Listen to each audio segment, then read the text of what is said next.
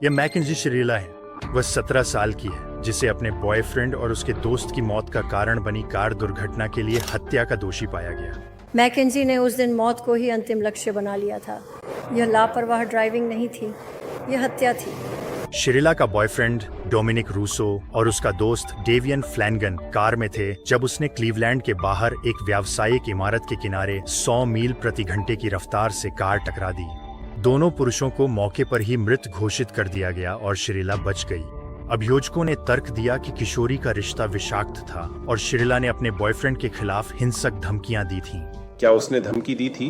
हाँ। क्या उसने उसके घर में घुसने की धमकी दी? सही है। बताया गया है कि उसने जानबूझकर अपनी कार टकराई क्योंकि वह अपने बॉयफ्रेंड को मारना चाहती थी और उसका दोस्त सिर्फ एक कोलैटरल डैमेज था। अभियोजक ने कहा कि वीडियो देखने पर इरादा बिल्कुल स्पष्ट था कि केवल एक ही मकसद था। आप देख सकते हैं कि वह शांतिपूर्वक गाड़ी चला रही है और सही मोड़ लेती है।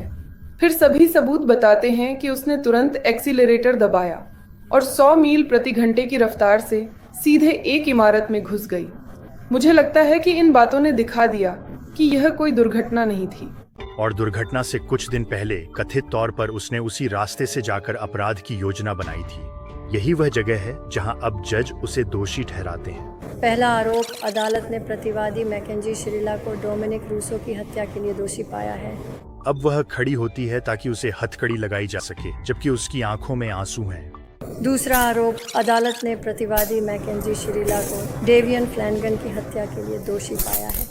अब शिरीला को अपनी सजा सुनाए जाने से पहले बोलने का मौका मिलता है। परिवार के लिए डोमिनिक, डेवियन, मुझे बहुत गहरा अफसोस है। मुझे उम्मीद है कि एक दिन आप देख पाएंगे कि मैं कभी भी ऐसा होने नहीं देती या जानबूझकर ऐसा नहीं करती। काश मुझे याद होता कि क्या हुआ था। मुझे सच में बहुत अफसोस है। मेरा दिल टूट गया है। कोई भी चिकित्सीय स्थिति नहीं थी जिससे ये एक दुर्घटना के रूप में हुआ हो। कार में कोई यांत्रिक खराबी नहीं थी। असफल आत्महत्या का प्रयास हत्या के लिए कोई बचाव नहीं है। मैकेंजी, बहुत संभावना है कि तुम अपनी बाकी ज़िंदगी जेल में बिताओगी।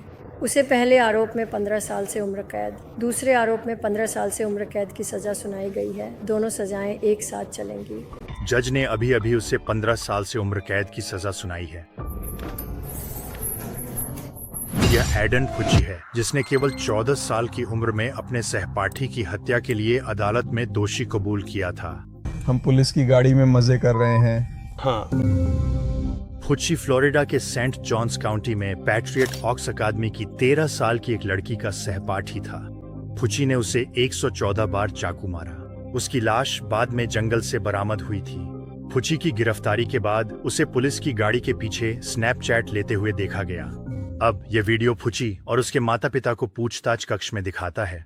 स्नैपचैट, ये बहुत समझदारी की बात नहीं है। बिल्कुल भी नहीं। तुम पूरे इंटरनेट पर छाए हुए हो दोस्त। ये बहुत ही गंभीर है। ये कोई मजाक नहीं है, यह तुम्हारी जिंदगी है। और उसकी भी। और उसकी भी। अभियोजकों द्वारा जारी एक वीडियो में दिखाया गया कि फुची और वह लड़की कथित तौर पर एक साथ चल रहे थे, ठीक उससे पहले जब उसकी हत्या हुई थी। फिर लगभग 90 मिनट बाद वीडियो में दिखाया गया कि फुची कथित तौर पर उस इलाके से भागते हुए नजर आ रहा है जहां शव मिला था। 114 बार चाकू से वार, 39 रक्षात्मक घाव, सिर और गर्दन पर 35 घाव, पीठ और कंधे पर 29 घाव और 6 घातक घाव। फुची के पहले दर्जे की हत्या का दोषी स्वीकार करने के बाद अब जज उसे सजा सुनाते हैं। पहले दर्जे की हत्या के अपराध में दोषी ठहराए जाने के बाद मैं तुम्हें उम्र कैद की सजा सुनाता हूँ। तुम्हारी उम्र के कारण इस सजा की समीक्षा 25 साल बाद की जा सकती है। फुची को सजा सुनाए जाने के बाद वह लगभग बिना हिले डुले खड़ा रहा। यह विलार्ड मिलर और जेरमी गुडेल और सिर्फ 16 साल की उम्र में दोनों पर अपनी हाई स्कूल की स्पेनिश टीचर की हत्या का आरोप है। बताया गया है कि यह सब एक खराब ग्रेड को लेकर हुआ था। हमने फिर उसे ट्रेल से हटाया जहां मैंने उसे मारा और इसके परिणाम स्वरूप उसकी मौत हो गई। मिलर और गुडेल साउथ ईस्टर्न आयोवा के फेयरफील्ड हाई स्कूल में पढ़ते थे। नोहेमा ग्राबर स्कूल में स्पेनिश टीचर थी और मिलर उनके छात्रों में से एक था। ग्राबर से खराब ग्रेड मिलने के बाद उसने और उसके दोस्त गुडेल ने उन्हें मारने की योजना बनाई। हमने एक सामान्य योजना पर चर्चा की थी कि यहाँ बाहर खड़े रहें, निगरानी रखें और मिस ग्राबर के आने का इंतजार करें। ग्राबर अपनी रोज की सैर के लिए चाटोवाका सिटी पार्क गई थी। लड़कों को ये पता था, इसलिए वे उनका पीछा करते रहे और घात लगाकर उनका इंतजार किया। लो, वो आ रही है। और जब वह पास से गुजरी तो हमने उनके सिर के पीछे मारा और मैंने कहा, पक्का कर लो कि वह मर चुकी है। तो हमने उन्हें कुछ और बार मारा। इसके बाद उन्होंने उन्हें जंगल में घसीट कर ले गए और बेसबॉल बैट से पीट कर मार डाला। उसके बाद की योजना क्या थी? उसके बाद के लिए वास्तव में कोई योजना नहीं थी। जैसे कि लाश छुपाना, दफनाना या सीन बनाना। उस समय हम लाश छुपाने वाले थे।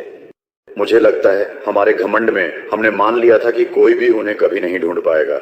इसके कुछ ही समय बाद दोनों लड़कों को गिरफ्तार कर लिया गया। अदालत के दस्तावेजों में आरोप है कि जिस गवाह को गुडेल के बारे में पता था, उसने कानून प्रवर्तन को स्नैपचैट संदेश दिखाए जिनसे गुडेल और मिलर की हत्या में संलिप्तता सामने आई। स्नैपचैट संदेशों में से एक में लिखा था, पॉइंट ऑफ व्यू, तुम मेरी स्पेनिश टीचर हो और ये आखिरी चीज है जो तुम देखती हो। इसके बाद अब लाश छुपाने का समय है। बाद में जेरेमी गुडेल ने अपना अपराध स्वीकार कर लिया और अपने सबसे अच्छे दोस्त मिलर के खिलाफ गवाही दी। मैंने समझ लिया था कि उसकी मंशा मिसेस ग्रेबर की हत्या करने की थी।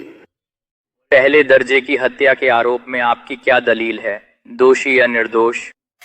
दोषी। ये वह क्षण है जब गुडेल को अपनी सजा से पहले बोलने का मौका मिलता है। मुझे सोचने समय मिला कि मैंने सोचने के लिए समय लिया कि क्या कहना है और मुझे खेद है, बहुत अफसोस है। हर दिन मैं चाहता हूं कि काश मैं वापस जा पाता और खुद को रोक लेता। मैं समझ नहीं सकता कि किसी प्रियजन को इतनी भयानक तरीके से खोना कैसा होता है। और अब जज अपना फैसला सुनाते हैं। अभियुक्त को आजीवन कारावास की सजा दी जाती है, जिसमें 25 साल बाद पैरोल की संभावना होगी। अब मिलर की बारी है। ये वही है जब वह अपनी सजा सुनाए जाने से पहले माफी मांग रहा है। मैं इस अवसर का उपयोग ईमानदारी से स्वीकार करने के लिए करना चाहता हूं कि नहूमा ब्रेवर की हत्या में मेरी भूमिका के लिए मैं पूरी तरह जिम्मेदार हूं। परिवार के लिए मैं दिल से माफ़ी चाहता हूं कि मैंने आपको दुख दिया है। मुझे खेद है। मैं चाहता हूं कि मुझे एक मौका दिया जाए और मैं संस्थागत नहीं होना चाहता। मैं इतना लंबा अंदर नहीं रहना चाहता कि मैं भूल जाऊं क्या मायने रखता है, मैं कहां से आया हूं। और अब न्यायाधीश के कुछ अंतिम शब्द हैं। अभियुक्त विलार्ड नोबल चैटन मिलर को 35 साल बाद पैरोल की संभावना के साथ आजीवन कारावास की सजा दी जानी चाहिए। मिलर पर इसका कोई असर होता नहीं दिख रहा है। ये हैं रैचल शोफ और शीला एडी, जो आज अदालत में अपने दोस्त की हत्या के मामले में पेश हुई थीं, जब वे केवल 16 साल की थीं। उनकी योजना थी कि वे अपने शरीर पर चाकू छुपाएं और तय समय पर स्काइलर पर हमला करें। स्टार सिटी, वेस्ट वर्जीनिया में शोफ और एडी 16 वर्षीय स्काइलर नीस की दोस्त थीं। बताया जाता है कि शोफ और एडी ने तय किया कि उन्हें नीस अब पसंद नहीं है, इसलिए उन्होंने उसे मारने की योजना बनाई। शीला एडी और रैचल शोफ ने उस योजना को अंजाम दिया। दोनों ने मिलकर स्काइलर को चाकू मारकर हत्या कर दी। शोफ के इकबालिया बयान के बाद दोनों किशोरियों को गिरफ्तार कर लिया गया। शोफ ने मामले में सहयोग के बदले दूसरी डिग्री की हत्या का दोष कबूल करने पर सहमति जताई। मुझे बहुत अफसोस है। मुझे नहीं पता कि इस माफ़ी को सही तरीके से कैसे मांगा जाए, क्योंकि मेरे द्वारा किए गए काम के लिए जो अपराध बोध और पछतावा मैं हर दिन महसूस करती हूँ, उसे शब्दों में बयां करना भी मुश्किल है। मैंने नीस परिवार और उन सभी को चोट पहुंचाई है जो स्काइलर से प्यार करते थे। मैंने अपने माता पिता को दुखी किया और अपने परिवार को शर्मिंदा किया। ईश्वर स्काइलर और पूरे नीस परिवार को शाश्वत शांति प्रदान करें। प्ली डील पक्की होने के बाद अब जज शोफ को उसकी सजा सुनाते हैं। रेचल शोफ, अदालत का फैसला है कि आपको वेस्ट वर्जीनिया स्टेट पेनिटेंशियरी में 30 वर्षों के लिए कैद किया जाए, लेकिन उसे 10 साल बाद पैरोल मिलने की संभावना होगी। और अब एडी की बारी है। अदालत का फैसला है कि आपको अपनी शेष प्राकृतिक आयु के लिए वेस्ट वर्जीनिया स्टेट पेनिटेंशियरी में कैद किया जाए। यह सजा तकनीकी रूप से दया के साथ है, जिससे आप 15 साल की सेवा के बाद पैरोल के पात्र हो जाएंगे।